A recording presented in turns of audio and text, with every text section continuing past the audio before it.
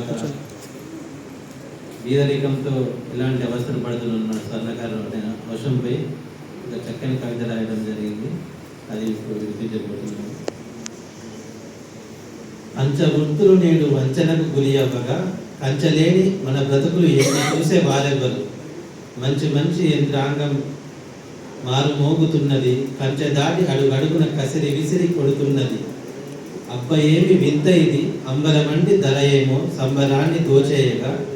సృష్టికర్త బ్రతుకులకు భ్రష్టు పట్టే ఎందులకు. హంసని బ్రతుకులు నేడు కన్నీరును చవిచూడగా కంచని బ్రతుకులు నేడు కలవరపడుతుంటే.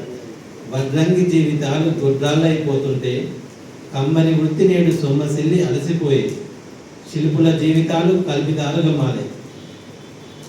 చేతి వృత్తులు గోతిన పడితే బీతి పుట్టి రాతిగా మారిన పంచజాత జీవితాల్లో కన్నీరును తొలగించి పన్నీరును జల్లాలని. శిథిలమైన జీవితాలకు హితవును బదిలివ్వమని.